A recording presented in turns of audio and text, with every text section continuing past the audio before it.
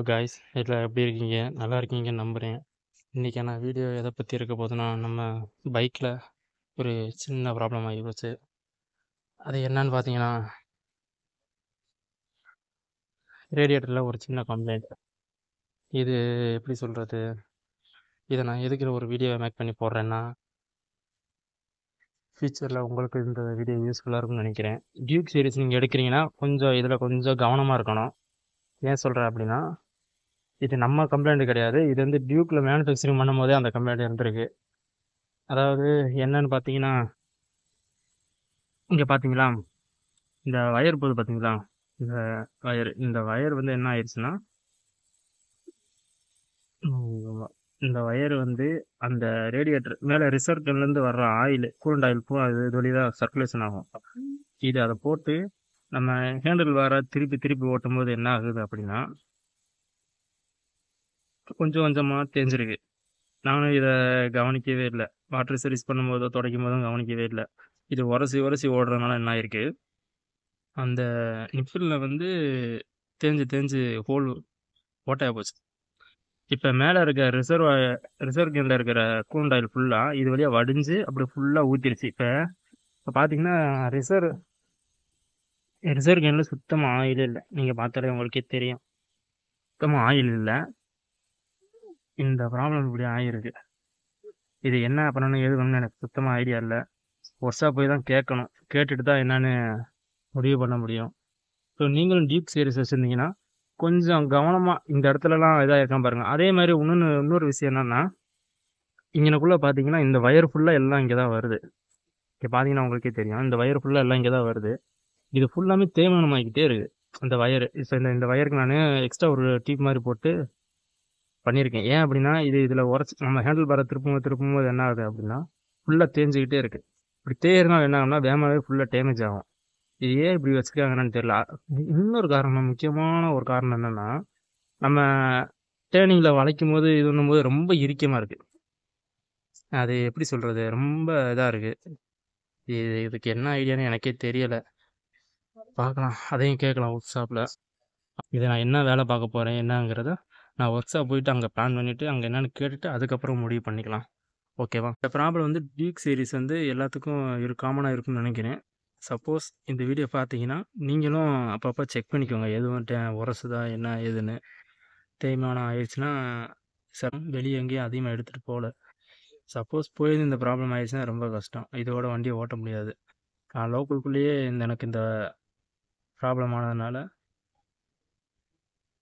Problem இல்லை. So பார்க்கலாம்.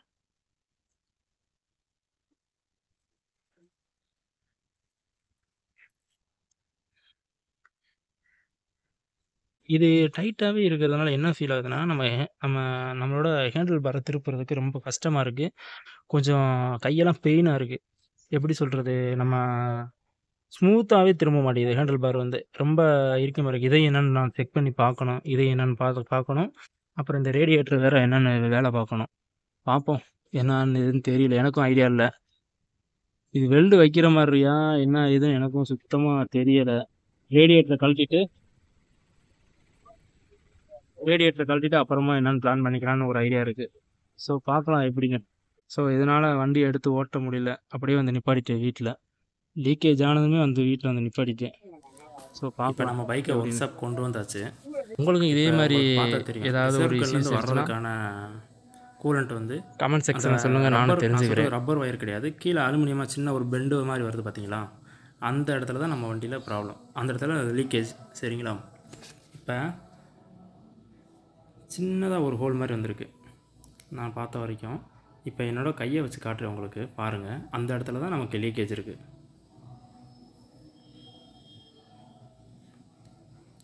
So நீங்கள் டியூக் சீரிஸ் வச்சுருந்தீங்கன்னா இந்த சைடு வந்து காட்டுறேன் உங்களுக்கு. இப்போ உங்களுக்கு பார்த்தா ஜூம் பண்ணி காட்டுறேன் உங்களுக்கு. அந்த இடத்துல ஒரு சின்ன ஹோல் மாதிரி தெரியுது பார்த்தீங்களா, அந்த இடத்துல தான் லீக்கேஜ் இருக்குது. நீங்கள் டியூக் சீரிஸ் வச்சுருந்தீங்கன்னா தயவு செஞ்சு இந்த கேபிள் உரசுதாங்கிறது அப்பப்போ நீங்கள் செக் பண்ணிக்கோங்க. அப்படி கேபிள் உரசுச்சுன்னா கண்டிப்பாக நீங்கள் அதுக்கு ஏதாவது ஒரு ஆல்ட்ரேட் பண்ணியே ஆகணும், வேறு வழியே கிடையாது. இந்த காட்டுறேன் பார்த்தீங்களா, அந்த இடத்துல தான் லீக்கேஜ் இருக்குது, சின்னதாக ஒரு ஹோல். இப்போ நம்ம பைக்கில் இருக்க கூலண்ட்டை ஃபுல்லாக ட்ரை பண்ணிவிட்டு நம்ம ரேடியேட்டரை ஃபுல்லாக ரிமூவ் பண்ணாமல் ஒன் சைடு மட்டும் ரிமூவ் பண்ணிவிட்டு நம்ம அந்த ஹோல் எந்த அளவுக்கு இருக்குன்னு பார்க்குறதுக்காக இப்படி இந்த கீழே இறக்கி வச்சுருக்கோம். ஸோ இப்போ பார்த்தீங்கன்னா உங்களுக்கே தெரியும் அந்த ஹோல் எந்த அளவுக்கு இருக்குதுன்னு. கொஞ்சம் கிட்ட காட்டுறேன் பாருங்கள். இப்போ இதுக்கு என்ன ஒரு சொல்யூஷன் பார்த்தீங்கன்னா, நான் ஒரு கிட்டத்தட்ட ஒரு 4-5 ஒர்க் ஷாப் வச்சுருக்கவங்ககிட்ட கேட்டு பார்த்தேன். அவங்க என்ன சொன்னாங்கன்னா, இதை வெல்டு வைக்க முடியாது, ஏன்னா இது அலுமினியம் வெல்டிங்கு, நம்ம சரௌண்டிங் அலுமினியம் வெல்டிங் கிடையாது அப்படிங்கிற மாதிரி சொல்லிட்டாங்க. அதே மாதிரி ரேடியேட்டர் ஒர்க்குனே தனியாக பார்க்குறவங்ககிட்டையும் நான் கேட்டேன். நம்ம ஏரியாவில் அலுமினியம் வெல்டிங் பண்ணுறவங்க யாரும் கிடையாது, அதனால் இதை வெல்டு வைக்கணும். வெல்டு வச்சிங்கன்னா ஃப்யூச்சரில் உங்களுக்கு எப்படி சொல்கிறது, அந்த ஹோல் பெருசாகிறதுக்கான வாய்ப்பு அதிகம். அதனால் வெல்டு சம்மந்தமாக எதுவும் பண்ண வேணாம். அதுக்கு இன்னொரு ஐடியா என்ன சொன்னாங்கன்னா, அரால்டு பேஸ்ட்டு அப்புறம் எம்சில் இந்த ரெண்டையும் மிக்ஸ் பண்ணி நீங்கள் பண்ணிங்கன்னா கண்டிப்பாக லீக்கேஜ் வராது. ஹோல் எந்த அளவுக்கு இருக்கிற மாதிரி கேட்டாங்க. எனக்கு தெரிஞ்சு நான் ஒரு கெஸ்ஸில் சின்னதாக தான் இருக்குன்னு சொன்னேன். அவங்க என்ன சொன்னாங்கன்னா, அரால்டு பேஸ்ட்டு இதை யூஸ் பண்ணுங்கள், கண்டிப்பாக லீக்கேஜ் வராது.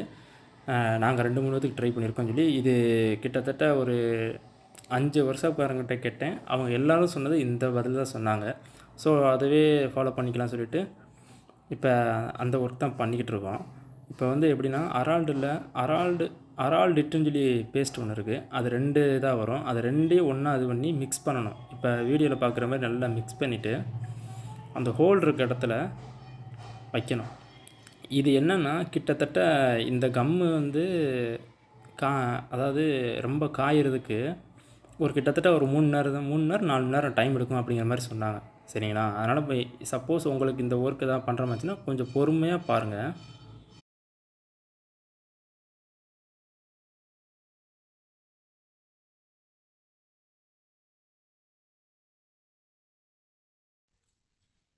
கைஸ், இப்போ எல்லா ஒர்க்கும் முடிச்சு அதாவது இங்கே பார்த்தீங்கன்னா உங்களுக்கே தெரியும், அந்த அரால்டு பேஸ்ட்டை போட்டு அதுக்கப்புறம் எம்சியில் போட்டாச்சு. சரிங்களா? அரால்டு பஸ்ஸை அரால்டு பஸ்ஸை போட்டு ஒரு 3 மணி 4 மணி நல்லா காயணும்னு சொன்னாங்க. காஞ்சதுக்கப்புறம் எம்சியில் மேலே போட்டிருக்கு. சரிங்களா? ஸோ இந்த ஒர்க் முடிஞ்சு எடுத்து இப்போ ஒரு 4 கிலோமீட்டர் ஓட்டியாச்சு. எங்கேயும் லீக்கேஜ் ஆகலை. ஸோ இப்போ வரைக்கும் பஞ்சாயத்து இல்லை. அதே மாதிரி இந்த வயர் பார்த்தீங்கன்னா டேக் போட்டாச்சு உரசாமல் இருக்கிறதுக்கு.